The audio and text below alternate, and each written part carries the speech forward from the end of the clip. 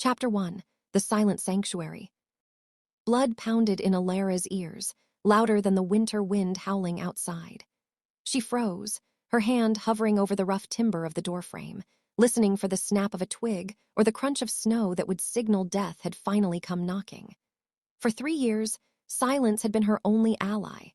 It wrapped around the secluded cabin like a shroud, hiding the one secret that could tear the Silver Moon pack apart. Behind her, a soft whimper broke the stillness. Alara turned, her heart squeezing tight. The boy kicked off his furs, his small face flushed with sleep. He did not look like an outcast.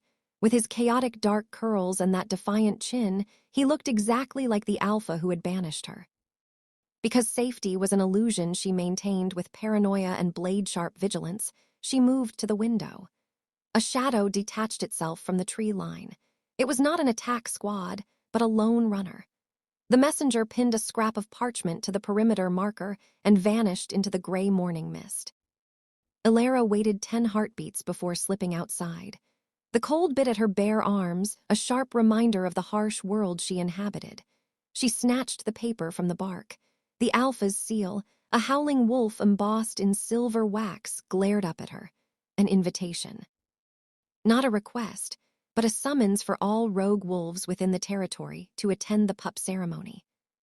Kale was calling his people home to celebrate the future of the pack, unaware that his true legacy was shivering in a drafty cabin less than 5 miles away. He wanted to display strength to his rivals. He wanted to prove his lineage was secure.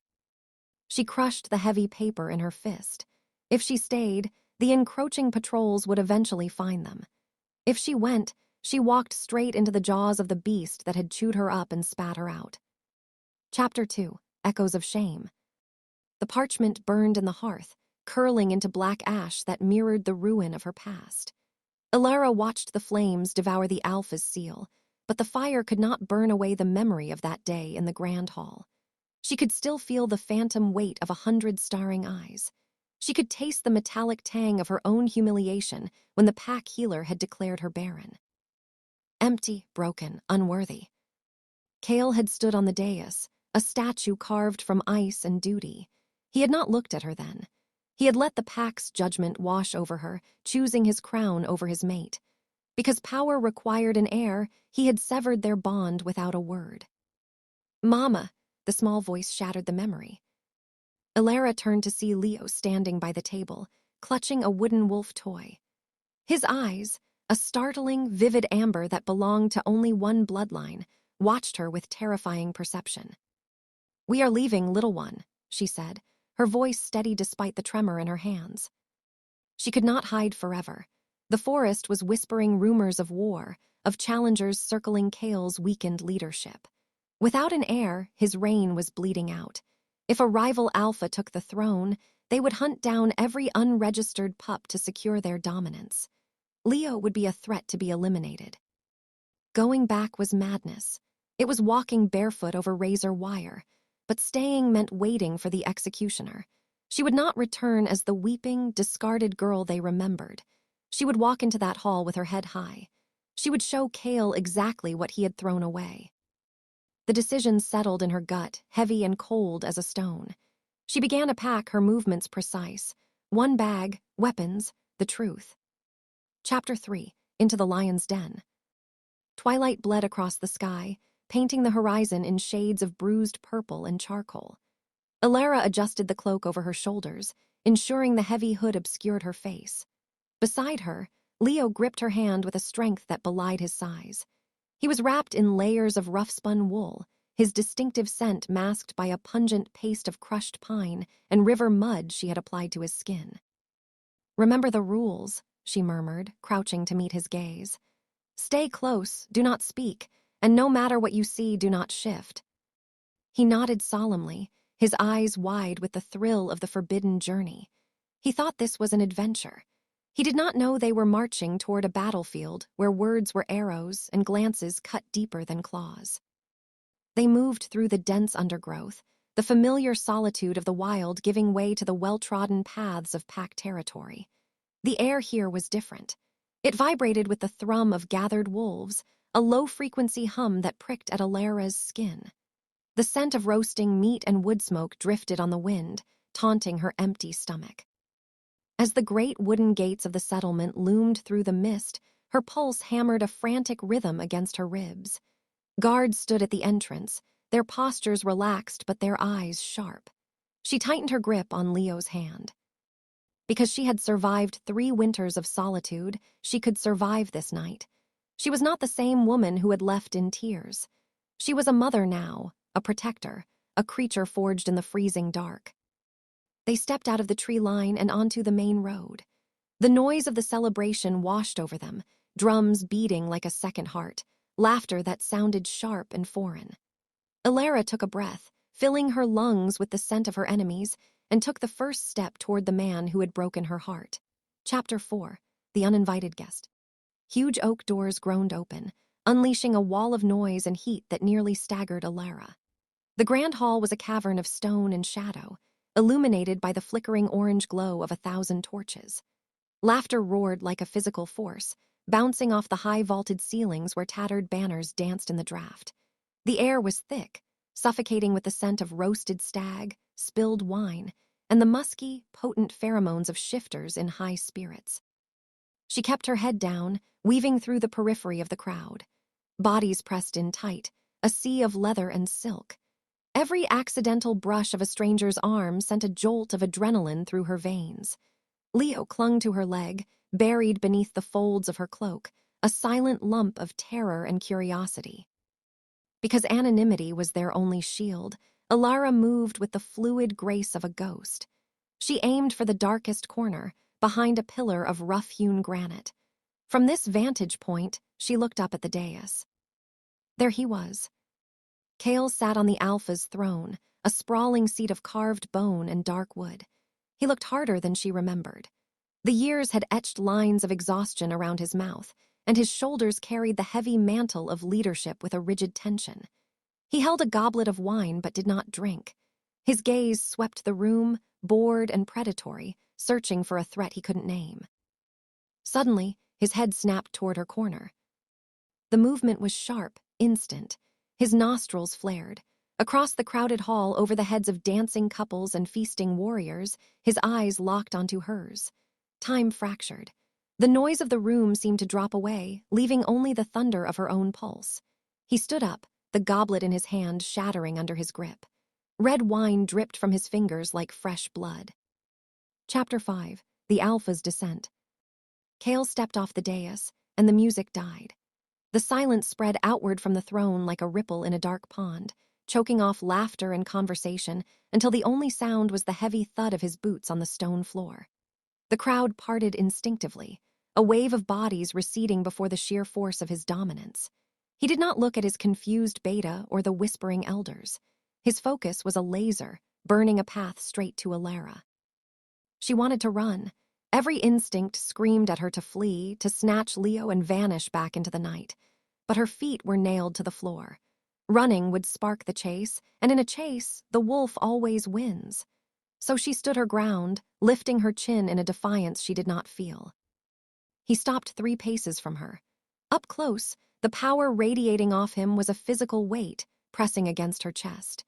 The scent of rain and ozone, sharp and electric, flooded her senses, awakening a dormant ache deep in her marrow. "You," Kale rasped. His voice was a low rumble that vibrated in her bones. "You dare return." Disbelief warred with fury in his expression.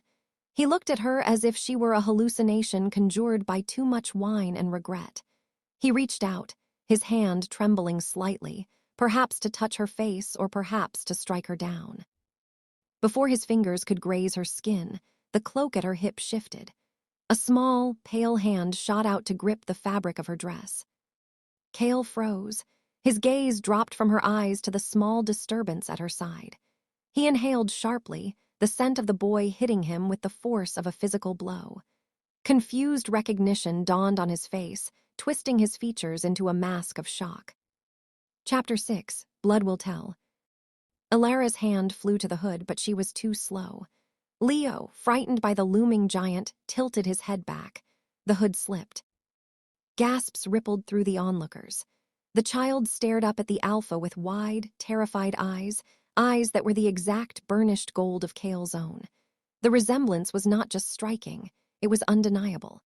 The unruly dark hair, the shape of the jaw, the defiant set of the brow. It was like looking at a reflection of the alpha shrunk down to miniature perfection.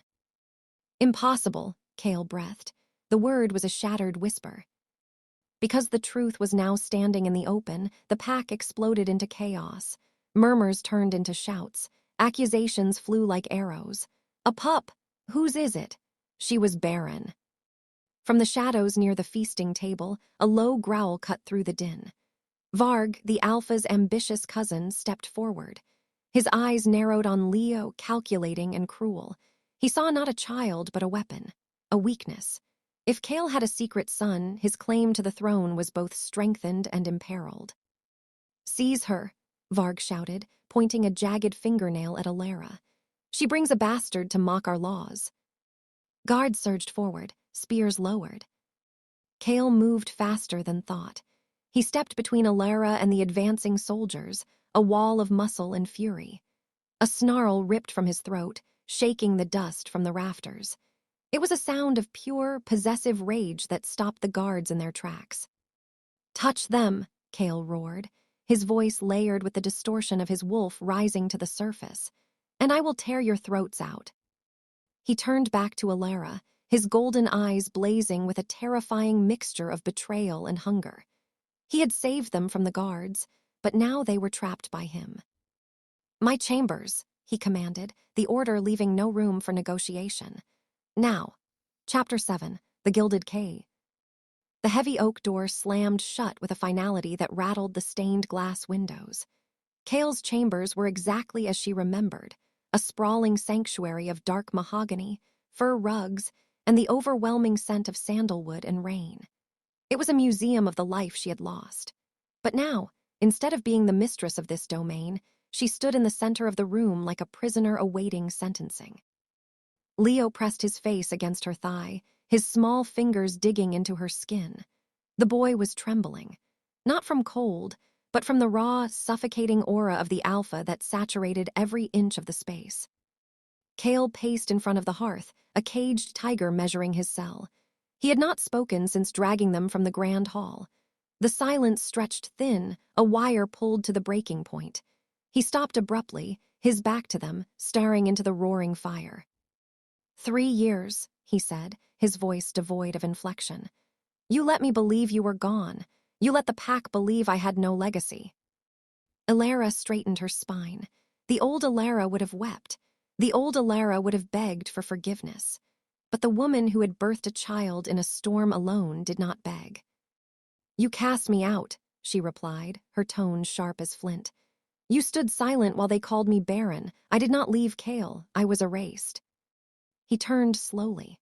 The firelight cast dancing shadows across the sharp planes of his face, highlighting the golden fury in his eyes. He crossed the room in 2 long strides, invading her personal space until the heat of his body radiated against hers. And him, Kale gestured to the boy without looking down, as if acknowledging the child's existence would shatter his composure completely. He has my eyes, my scent. Did you think I wouldn't know? Because she knew this moment would determine their survival, Alara stepped closer, forcing him to look at her, not the alpha, but the woman. I hid him to keep him safe, she hissed. From your enemies, from your politics, from a father who chose a crown over a mate. Kale's jaw tightened, a muscle feathering in his cheek. He looked at her mouth, then her eyes, a war raging behind his stoic mask. He wanted to hate her. She could feel it. But beneath the anger was something darker, hotter, a hunger that had not diminished with time or distance. You are not leaving this room, he growled, the command vibrating in the air, until I decide what to do with you. Chapter 8, A Game of Shadows. Morning light filtered through the heavy velvet drapes, painting the room in stripes of dust and gold. Alara had not slept. She sat in the high-backed armchair, watching Leo sleep on the massive bed that still smelled of Kale. The alpha had left before dawn, doubtless to manage the chaos her return had ignited. The lock on the door clicked. Alara was on her feet instantly, the bone dagger from her boot slipping into her palm. The door creaked open, but it was not Kale. It was an older woman, a servant carrying a tray of food. Behind her, lurking in the hallway like a bad omen, stood Varg. Kale's cousin leaned against the doorframe, a sneer twisting his scarred lips. He did not enter, knowing the alpha's scent on the threshold was a boundary he dared not cross physically. But his eyes violated the space, sweeping over Alara with calculating malice. "The prodigal mate returns," Varg drawled, his voice like grinding stones. "And with a bastard pup in tow. You always were resourceful, Alara." Alara sheathed the dagger but did not relax. "Careful, Varg.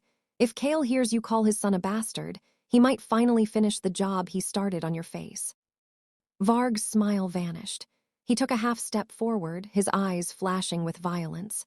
"Kale is weak, sentimental. He thinks with his heart, not his teeth. That boy is a liability, a mixed-blood mistake that weakens the pack's purity." Because she understood the language of power better than he realized, Alara laughed softly. It was a cold, dangerous sound. "You fear him," she said, tilting her head. "You fear a child because he has the true blood that you lack. Kale isn't the one you should worry about, Varg. A mother protecting her young is the most vicious creature in the woods. Test me, and you will bleed." Varg stared at her, assessing the new steel in her spine. He scoffed, turning on his heel, but not before she saw the flicker of doubt in his gaze. He had expected a victim. He had found a rival. As the servant set down the tray with trembling hands, Alara realized the stakes had shifted. This was not just a reunion. This was a coup in the making, and she was standing directly in the crossfire. Chapter 9, The First Blood. The courtyard was meant to be a place of safety, enclosed by high stone walls and guarded by Kale's most trusted enforcers. Alara had been granted limited freedom. A leash long enough to let Leo run in the grass, but short enough to remind her she was a prisoner. She sat on a stone bench, her eyes scanning every shadow, every movement. Leo was chasing a butterfly near the fountain, his laughter a bright, foreign sound in the grim fortress. Suddenly, a massive gray wolf burst from the stables. It wasn't an attack dog. It was a young, untrained recruit who had lost control of his shift. The beast was panicked, thrashing and snapping at the air. It barreled across the courtyard, straight toward the fountain. Straight toward Leo. "Leo!" Alara screamed. The boy froze, eyes wide as the 1,000-pound predator skidded on the cobblestones, jaws snapping inches from his face. Alara didn't think. She didn't shift. She moved on pure maternal instinct. She vaulted over the bench and sprinted, throwing herself between the wolf and her son. She grabbed the beast's scruff with both hands, using her momentum to twist its head away. The wolf snarled, thrashing against her grip. Claws tore at her sleeve, drawing a line of hot blood across her forearm. "Down!" A voice boomed like thunder. Kale was there in a blur of motion. He didn't shift. He didn't have to. He grabbed the gray wolf by the throat and slammed it into the ground with enough force to crack the stone. The beast whimpered, submitting instantly, exposing its belly in terror. Kale stood over the cowering wolf, his chest heaving, his eyes burning with a terrifying light. But he wasn't looking at the recruit. He was looking at Alara. She stood panting, blood dripping from her arm, shielding Leo with her body. Her eyes met his, wild and fierce. For the first time, he didn't see the girl he had rejected. He saw a warrior. He stepped over the whimpering wolf and reached for her. His hand was gentle as he took her injured arm, his thumb brushing the smear of crimson. "You are bleeding," he murmured, his voice rough with something that sounded dangerously like awe. "I am fine," she snapped, pulling her arm back, though her heart raced at his touch. "You defended him against a shifted wolf," Kale said, stepping closer, invading her space until she was backed against the fountain's edge. "In human form. You have changed, Alara." "I had to," she whispered, the adrenaline fatting to leave her trembling. The air between them crackled, charged with the scent of blood and desire. He looked at her as if he wanted to devour her, not to destroy her, but to claim the strength she had just revealed. The game had changed. She was no longer just a problem to be solved. She was a prize to be won. Chapter 10. The Root of Rot. Alara moved through the corridors of the healing wing like a specter haunting her own grave. The air here was thick with the scent of crushed lavender and antiseptic, a smell that churned her stomach with memories of cold tables and pitying stares. She was not here for treatment. She was here for the truth. Because she knew Varg's ambition was too calculated to be opportunistic, Alara suspected the diagnosis that ruined her life 3 years ago was not an accident. It was a manufactured tragedy. She found Elder Mara in the back room, grinding herbs with a mortar and pestle. The old wolf looked up, her cloudy eyes widening in recognition. The pestle clattered onto the stone table. Fear, sharp and sour, rolled off the woman in waves. Alara, the healer breathed, shrinking back against the shelves of dried roots. You should not be here. Alara closed the door and slid the iron bolt home. The sound echoed like a gunshot in the small room. She approached the table slowly, letting her silence do the work. She was not the weeping girl who had begged for a miracle years ago. She was a mother who had survived the winter alone. Tell me, Alara demanded, her voice low and even. Tell me why you lied. Mara's hands trembled. I don't know what you mean. The spirits spoke. Your womb was.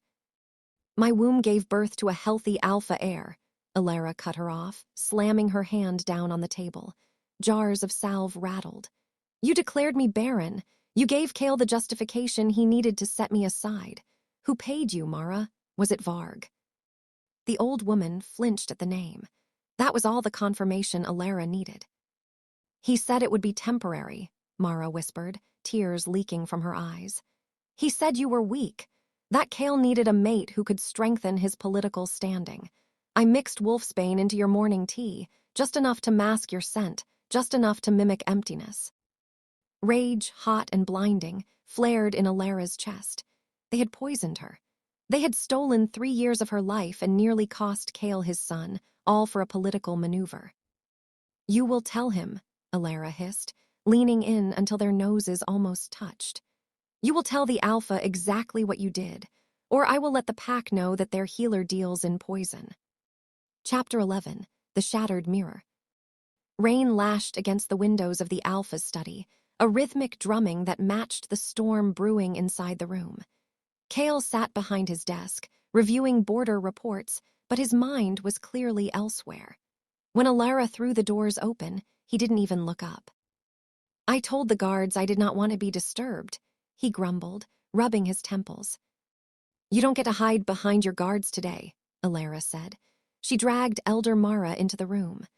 The old healer was sobbing now, a crumpled heap of gray robes and guilt. Kale stood up slowly, his chair scraping against the floor. The scent of distress coming from the healer triggered his alpha instincts. What is the meaning of this? Tell him, Alara commanded.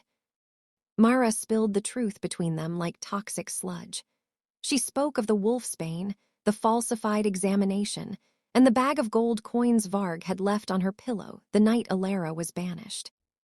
As the words poured out, Kale went unnaturally still. His face drained of color, leaving him looking like a marble statue of grief. The mighty Alpha, who could crush boulders with his bare hands, looked as if he had been gutted. Varg, Kale whispered. The name was a curse. He looked at Alara. For 3 years, he had carried the guilt of rejecting her, believing he was doing his duty to the pack by seeking a fertile mate. He had convinced himself that his cruelty was necessary for their survival. Now, he realized he had been a puppet dancing on his cousin's strings. I didn't know, Kale said, his voice cracking. He reached out a hand but stopped short of touching her. Alara, I swear to the moon, I did not know. You didn't ask, she replied, her voice trembling with the release of old pain. You took their word over mine. You let them break us because it was easier than fighting for me. Kale roared, a sound of pure agony, and swept the contents of his desk onto the floor. Inkwells shattered. Maps tore. He gripped the edge of the mahogany, his knuckles white, breathing like a dying man. The barrier of duty that had separated them was gone, replaced by a chasm of regret so deep he didn't know if he could ever cross it. Chapter 12. The Wolf at the Door. The revelation hung in the air, a toxic fog that made it hard to breathe. Cale had dismissed the healer to the dungeons, his fury a contained nuclear reaction. He stood by the window, staring out at the rain-soaked courtyard, his back to Alara. "I will kill him," Cale said. It wasn't a threat. It was a statement of fact. "Varg will not live to see the sunrise." "If you kill him now, you start a civil war," Alara warned, stepping over the debris of his desk. "He has supporters. Half the council eats from his hand. If you strike without public proof, you look like a tyrant silencing a rival." Cale turned, his eyes wild. "He poisoned you. He stole my son's infancy." "And he is counting on your rage to make you reckless," she countered. "He wants you to attack. He wants you to lose control so the pack loses faith." Before Cale could respond, the door to the nursery, which connected to the study, creaked open. They both froze. It wasn't Leo. A single black arrow was embedded in the wood of the nursery door frame. Tied to the shaft was a lock of dark, curly hair. Leo's hair. Alara's heart stopped. She rushed past Cale, tearing into the nursery. Leo was there, sleeping soundly in his crib, oblivious to the death that had hovered inches from his head. The window was unlatched, swinging slightly in the wind. Someone had been in the room. Someone had been close enough to take him, but had chosen to leave a warning instead.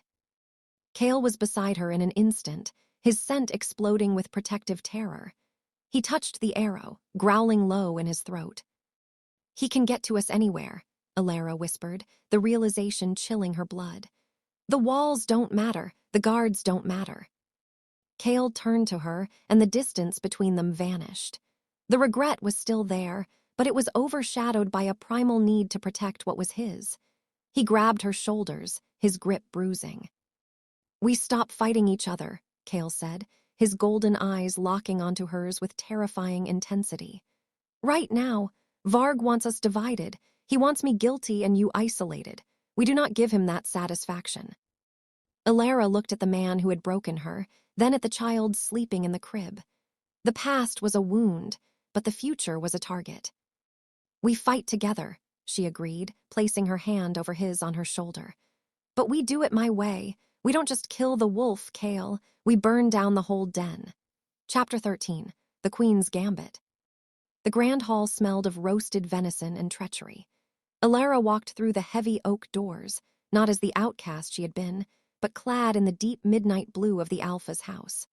Conversations died instantly, severed by the sharp click of her heels on the stone. She did not look at the floor. She looked straight at the high table where Varg sat, swirling his wine with the arrogance of a man who believes he has already won. Cale stood as she approached. It was a subtle gesture, but it sent a shockwave through the gathered elders. The Alpha was acknowledging her rank. He pulled out the chair at his right hand, the mate's seat, and the room held its collective breath. "You sit in a place reserved for pack blood," Varg sneered, his voice carrying over the silence. "That chair is for the mother of the pack, not a stray." Alara sat slowly, arranging her skirts with deliberate calm. She picked up a silver knife, the metal glinting in the torchlight. "The mother of the Alphas heir sits where she pleases," she said, her voice cool and clear like mountain water. "And if you wish to question the legitimacy of my son again, cousin, do it from the center of the fighting pit, not behind a goblet of wine." A gasp rippled through the room. She had issued a challenge. Varg's face purpled, his bluff called. He could not fight her without looking like a bully, and he could not fight Cale without losing his life. Because she knew power was a performance, Alara turned to Cale and offered a small, terrifying smile. "Is the meat fresh tonight, my lord? Or is there rot hidden beneath the sauce?" Cale's eyes gleamed with dark amusement. "We shall see." Chapter 14. The Ancient Law. The victory at dinner was short-lived.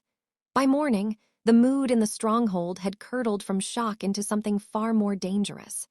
A parchment had been nailed to the sanctuary door, a formal petition signed by 6 of the 12 elders. Cale paced the length of the war room, the crumpled paper in his fist. "They invoke the right of silver," he growled, hurling the document into the fire. "They demand Leo be tested." Alara felt the blood drain from her face. The right was archaic, a barbaric trial where a child was left in the moon caves overnight. If the spirits accepted the pup, they lived.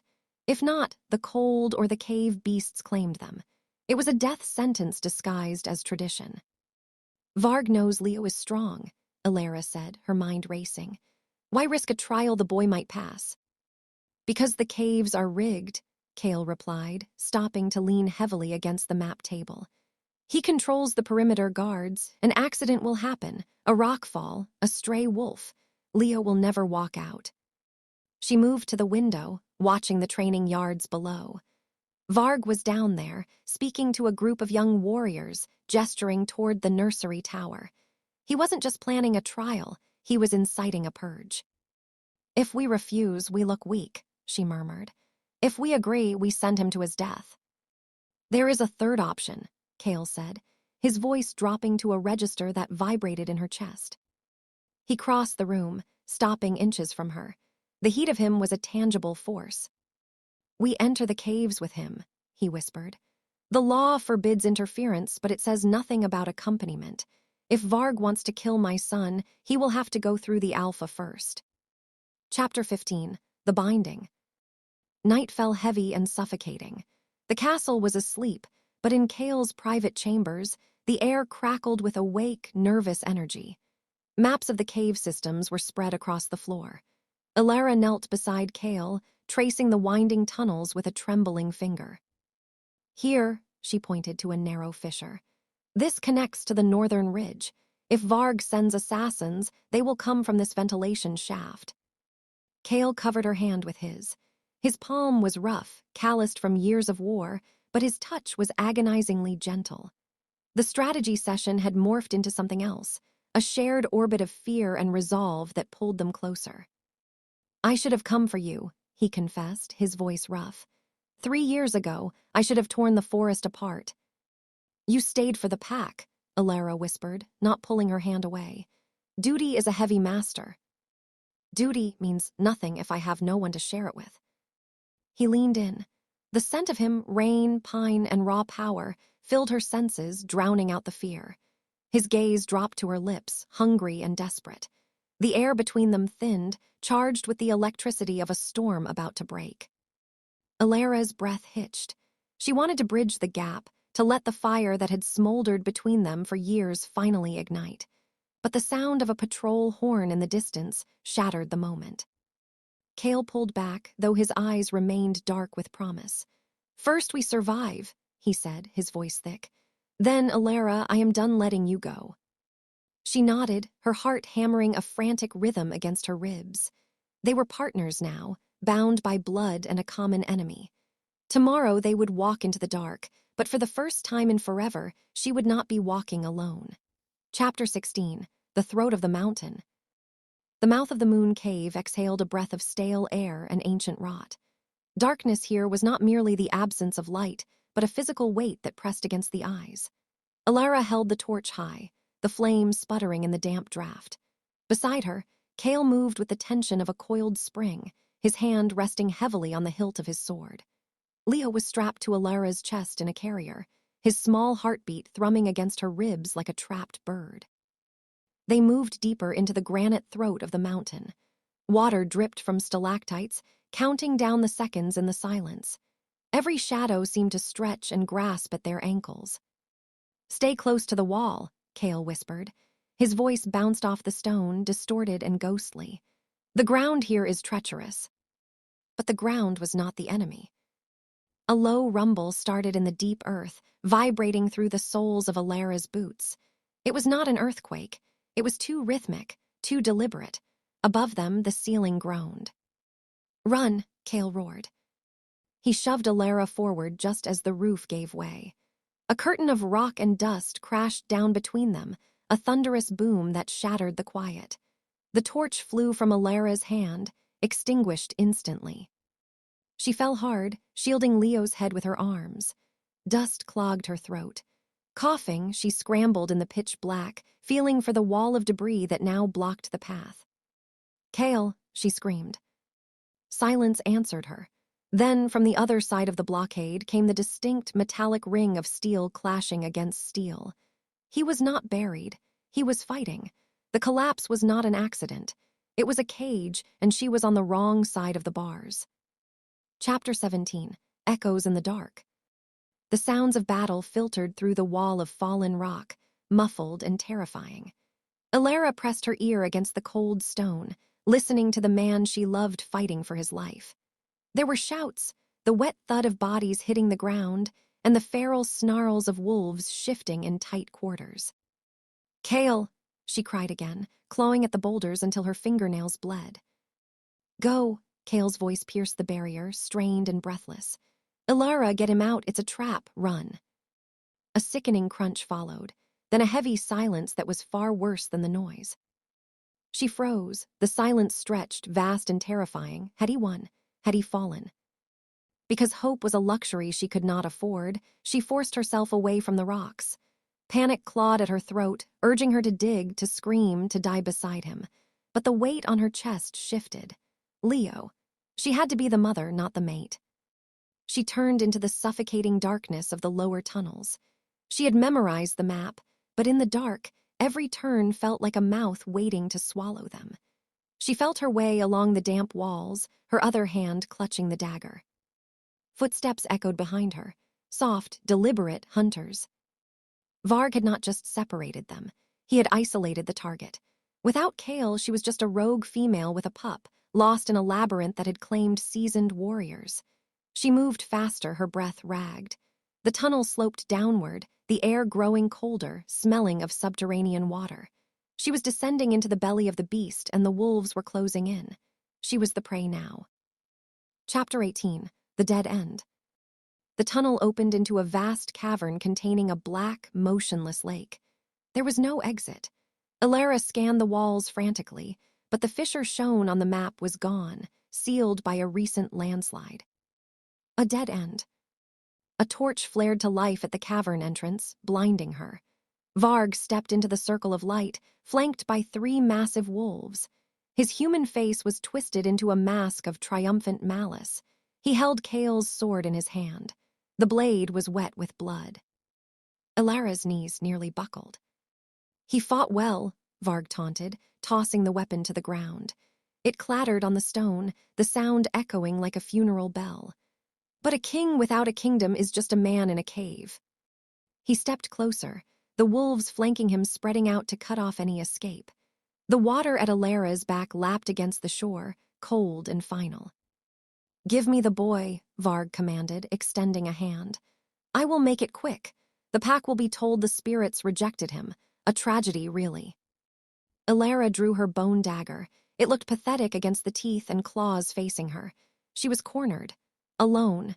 The man who protected her was gone. The exit was sealed.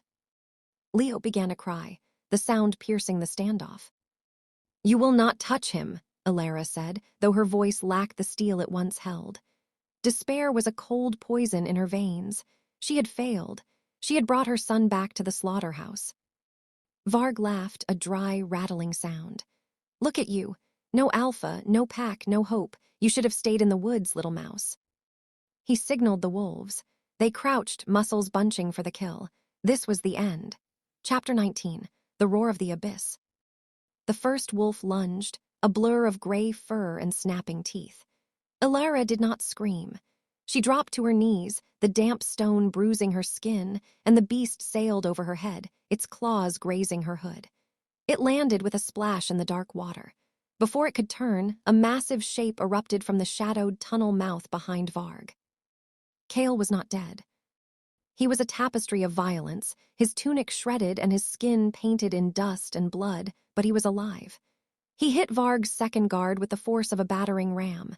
Bone crunched. The wolf yelped and collapsed, twitching. Varg spun around, his arrogance shattering into pure terror. The sword in his hand wavered. He had banked on a corpse, not a vengeful god rising from the earth. "Liar," Kale roared. The sound shook stalactites loose from the ceiling. "You hold a stolen blade and call it victory." Alara scrambled to her feet, the dagger tight in her hand. She was no longer the prey. She was the flank. The remaining wolf hesitated, sensing the sudden shift in power. In the wild, predators know when the hierarchy has broken. Varg snarled, realizing his trap had become his tomb. He threw the stolen sword at Kale, a desperate, clumsy distraction, and sprinted toward a narrow fissure in the far wall, abandoning his pack mates to their fate. Kale deflected the blade with his forearm, not even flinching as steel bit into flesh. He did not chase the coward. He turned to Alara, his eyes wild and searching, checking for wounds, for fear, for the life of his son. The immediate threat was neutralized, but the war was far from over. Chapter 20. Blood and Iron. The cavern fell silent, save for the heavy rasp of their breathing and the whimpering of the injured wolf. Kale crossed the distance between them in 2 strides, his hands framing Alara's face. His thumbs wiped away the grime on her cheeks, his touch trembling with the aftershocks of adrenaline. "I thought I lost you," he rasped, pressing his forehead against hers. "When the rocks fell, I saw nothing but dark." "You came back," Alara whispered, the icy knot in her chest finally loosening. Leo made a soft sound against her chest, alive and safe. Kale looked at the fissure where Varg had vanished. "He runs to the surface. He will tell the pack we died in the collapse. He will claim the Alpha seat before the sun hits the peaks." "Then we must be faster," Alara said, pulling back to look him in the eye. Her fear had burned away in the crucible of the caves, leaving only cold resolve. "If we crawl out of here like survivors, he wins. We must walk out like conquerors." She reached down and picked up Kale's sword from the wet stone. It was heavy, balanced for a warrior's hand. She held it out to him, hilt first. "He tried to bury the truth," she declared, her voice echoing off the granite walls. "Let us show him that truth is a seed that grows best in the dark." Kale took the weapon. His grip tightened, his knuckles white. The golden fire in his eyes hardened into molten steel. They were no longer 2 broken halves of a past romance. They were a unified front, forged in betrayal and tempered by blood. "We go," Kale commanded, "and we take back our home." Chapter 21. Rising Sun. The climb to the surface was a brutal ascent through forgotten service tunnels. Lung-burning exertion fueled by vengeance. When they finally kicked open the grate leading to the castle's outer bailey, the sky was bleeding dawn. The courtyard was packed. Varg stood on the raised platform of the training grounds, his arms raised high. The pack elders stood behind him, heads bowed in feigned or genuine mourning. "The spirits have spoken," Varg's voice boomed, carried by the morning wind. "The Alpha and his stray have perished. The caves rejected the bastard pup. I claim the mantle by right of survival." A murmur of grief and confusion rippled through the crowd. No one cheered. They were a pack in shock, mourning the loss of their leader. Alara stepped out of the shadows first. Her dress was torn, her hair wild, and dirt streaked her face like war paint. But she walked with the spine of a queen. The crowd gasped, the sound starting as a ripple and swelling into a wave. "The spirits rejected nothing," Alara shouted, her voice cutting through Varg's lie like a razor. Varg froze. He looked down, his eyes bulging as if seeing a ghost. Then Kale stepped out from behind her.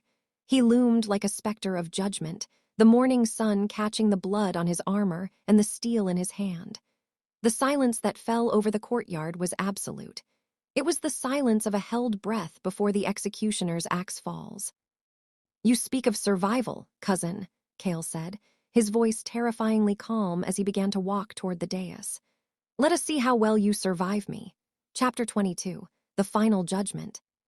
The crowd parted like water before a shark, creating a wide berth for Kale as he ascended the dais. Varg stood trembling, his bluff stripped away to reveal the terrified rat beneath. But rats, when cornered, bite. "They are imposters," Varg shrieked, saliva flying from his lips. "Sorcery, kill them." No one moved. The pack watched their true alpha, his armor stained with the mud of the grave, and they knew. Power is not claimed with words, it is radiated. Realizing his command had failed, Varg didn't surrender. He snapped. With a wet, cracking sound, his bones shifted, fur bursting through skin as he transformed into a massive, mangy wolf. He didn't aim for Kale. He lunged straight for Alara and the child. Alara didn't flinch. She didn't scream. She raised her chin, eyes locking with the beast. But the blow never landed. Kale intercepted the attack midair, shifting in a blur of motion that defied the eye. A golden-furred behemoth slammed into Varg, driving him into the stone floor with the force of a meteorite. The sound of impact was a sickening crunch that echoed off the castle walls. The fight was over before it began. Kale stood over his cousin, jaws clamped around Varg's throat. He did not kill him. Death was too easy. He threw Varg's broken form off the dais, rolling him to the feet of the elders. Kale shifted back, naked and unashamed, blood dripping from his chin. He turned to the crowd, his chest heaving. "The usurper is broken," Kale roared, his voice raw power. "Does anyone else wish to challenge the safety of my mate and heir?" Silence answered him. Then, one by one, the wolves dropped to their knees. Chapter 23. The Luna Ascendant. The adrenaline that had sustained Alara evaporated, leaving her knees weak, but Kale was there instantly. He didn't care about the watching crowd or the blood on his skin. He wrapped his arms around her, burying his face in the crook of her neck, inhaling her scent as if it were oxygen. "It is done," he whispered against her skin, his body trembling with the aftershocks of violence. Alara leaned into him, feeling the steady thrum of his heart against her own. "We survived." "No," Kale corrected, pulling back to look at her. He took Leo from the carrier, holding his son in one arm and pulling Alara close with the other. "We didn't just survive, we conquered." He turned them toward the kneeling pack. The elders, those who had scorned her, now kept their foreheads pressed to the cobblestones. They were not bowing to Kale alone. They were bowing to the woman who had walked through fire and returned with the future of their bloodline.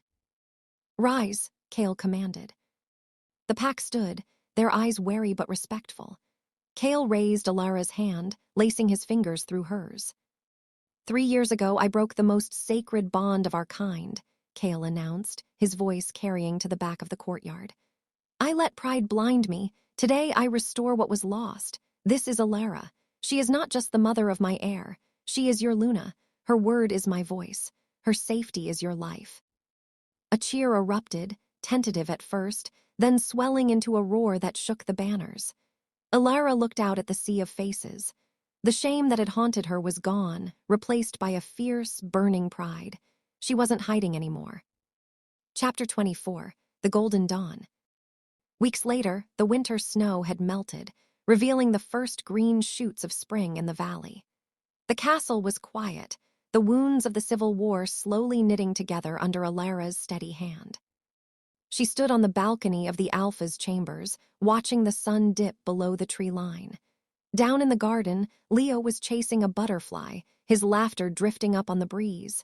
He was no longer a secret kept in the dark. He was the heart of the pack. Strong arms wrapped around her waist from behind. Kale rested his chin on her shoulder, his warmth seeping into her back.